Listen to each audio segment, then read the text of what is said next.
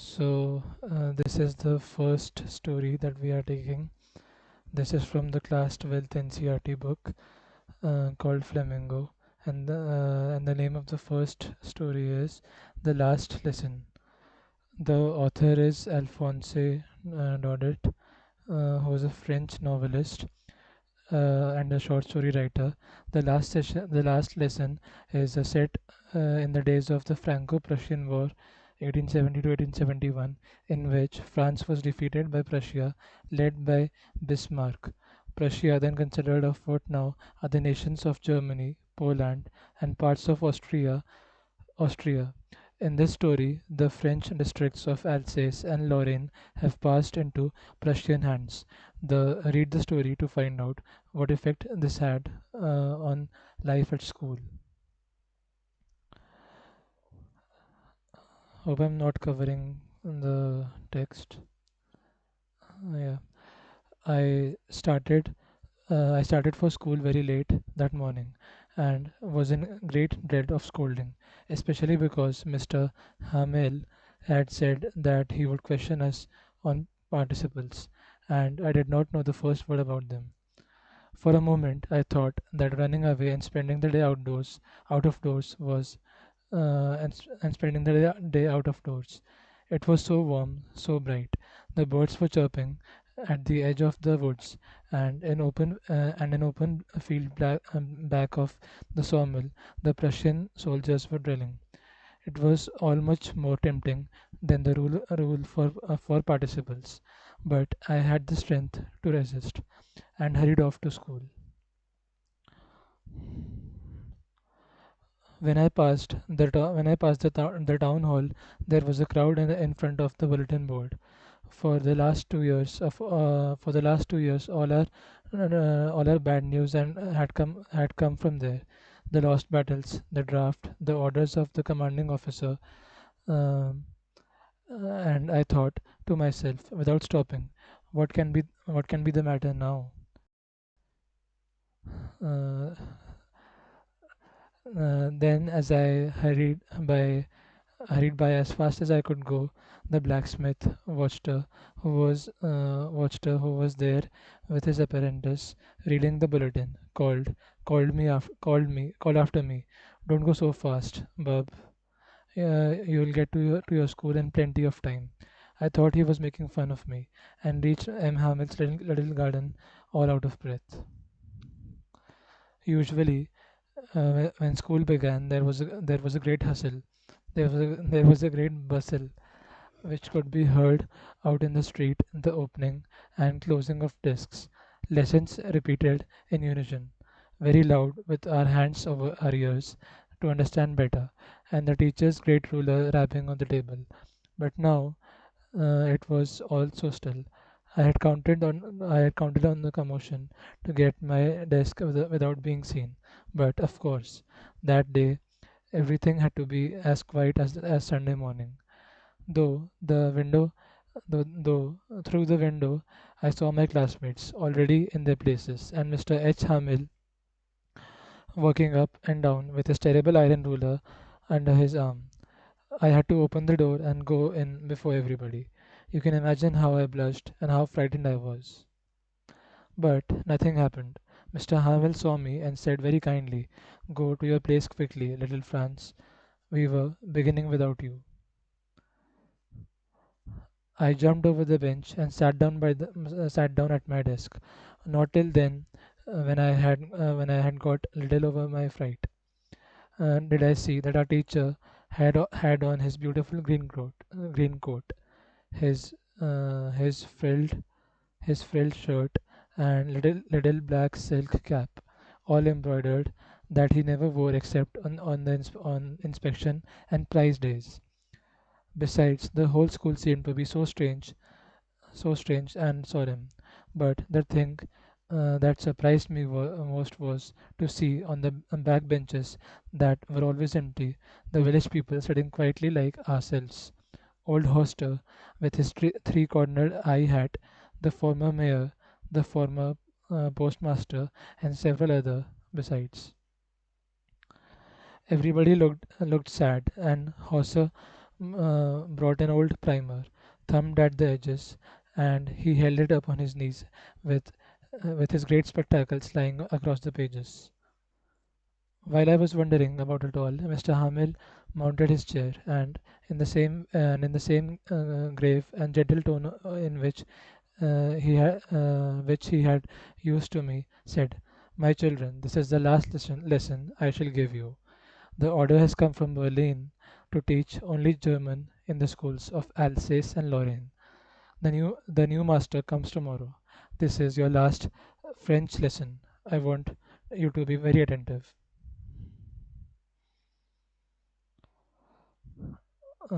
What a thunderclap these words were to me. Oh, the wretches! That was that was the that was what they had put up at the town hall. My last French lesson. Why, I hardly knew how to write. I should never, I should never learn any more. I must there then. Oh, how sorry I was for not learning my lessons, for seeking birds' eggs, or going sliding on the Sar. My books that had seemed such a nuisance a while ago, so heavy to carry, my grammar and my history of the saints were old friends now that I couldn't give up. Mr. Hamel and Mr. Hamil too. The idea that he was going away, that I should never see him again, made me forget all about his ruler and how cranky he was. Poor man. It was in honor of this last lesson that he had put on his fine Sunday clothes. And now I understood why the old men of the village were sitting there in the back of the room. It was because they were sorry too. They that they had not gone to school more. It was their way of thanking our master for his 40 years of faithful service and showing their respect for the country that was theirs no more. That was theirs no more. While I was thinking all of this, I heard my name called. It was my turn to recite. What would I not have given to be able to say that dreadful rule for participle all through, very loud and clear, and without one mistake. But I got mixed up on the first words and stood there, holding on to my desk, my heart beating, and not daring to look up. I heard Mr. Hamil say to me, "I won't scold you, little Franz. You must feel bad enough. See how it is. Every day we have said to ourselves, 'Bah, I have plenty of time. I'll learn it tomorrow.' And now you see where we have come out. Ah, that's great trouble with Alsace. She puts off learning till tomorrow. Now those fellows out there will have the right to say to you, 'How is it you pretend to be a Frenchman, and yet you can neither speak nor write your own language?' But you are not the worst, poor little Franz. We all have a we have all a great deal to reproach ourselves with. Your parents, just a minute. Um, your parents were not anxious enough to have you learn. They preferred to put you out for work on a farm or at the mills, so as to have a little more money. And I have been to blame also. Have I not often sent you to water my flowers instead of learning your lessons? And when I wanted to go to fishing, did I not just give you did I not just give you a holiday? Then from one thing to another, Mr. M. Hamil went to talk of the French language, saying that it was the most beautiful,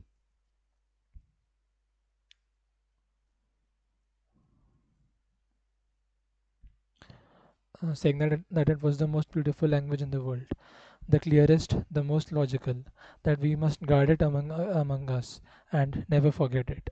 Because when people are enslaved, as long as they hold fast to their language, it is as if they had the key to their prison. Then he opened a grammar and read us a lesson. I was amazed to see how well I understood it. All he said seemed so easy, so easy. I think too. I had never listened so carefully, and that he had never explained everything with so much more patience. It seemed almost as if the poor man wanted to give us all he knew before going away, and to put it all in our heads at one stroke. After the grammar, we had a lesson in writing. That day, M. Hamil had new copies for us. Uh, Sorry for the disturbance. Uh, that day, M. Hamil had new copies for us. Uh, Written in beautiful round hand. France, Alsace, France, Alsace. They looked like little flags floating everywhere in the schoolroom, hung from the rod at the top of our desks.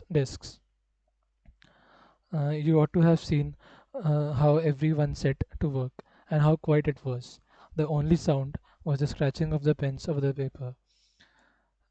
Once some beetles flew in, but nobody paid attention to them.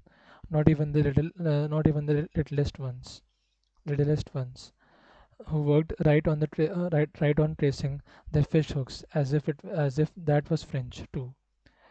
On the roof, the pigeons cooed very low, and I thought to myself, will they make them sing in German, even the pigeons?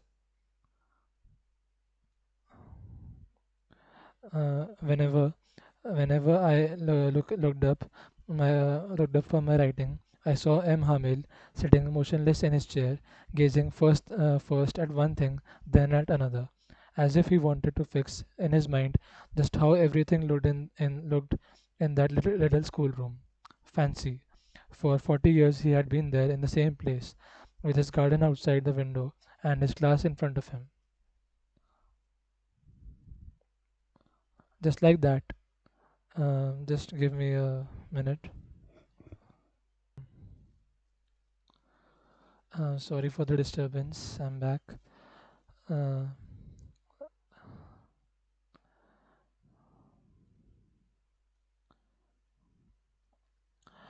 for 40 years, he had been there in the same place with his garden outside the window and his class in front of him. Just like that. Only the desks and the benches had been worn smooth. Only the desks and the benches had been worn smooth. The walnut trees in the garden were taller, and the hop vine that he had planted himself twined about the windows to the roof. How it must have broken his heart to leave it all, poor man, to hear his sister moving about in the room above, packing their trunks, for they must leave the country next day. But he had the courage to hear every lesson to the very last. Sorry, to the very last.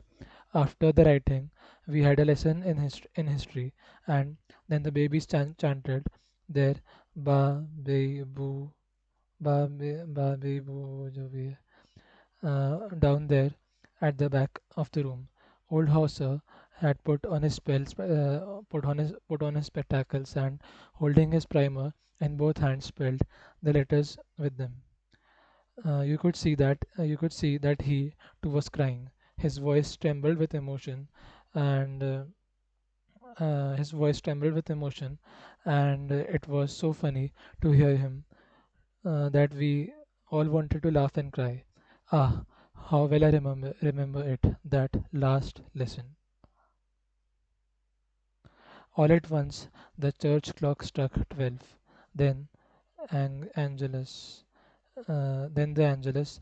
At the same moment, the trumpets of the Prussians returning from drill, sounded under our windows. M. Hamel stood up, very pale, in his chair. I never saw him look so tall. My friends, said he, I, I, but something choked him. He could not go on. Then he turned to the blackboard, took a piece of chalk, and bearing on with all his might, he wrote as large as he could, "Vive la France." Then he stopped and leaned against and leaned his head against the wall. And without a word, he made a gesture to us with his hand. School is dismissed. You may go.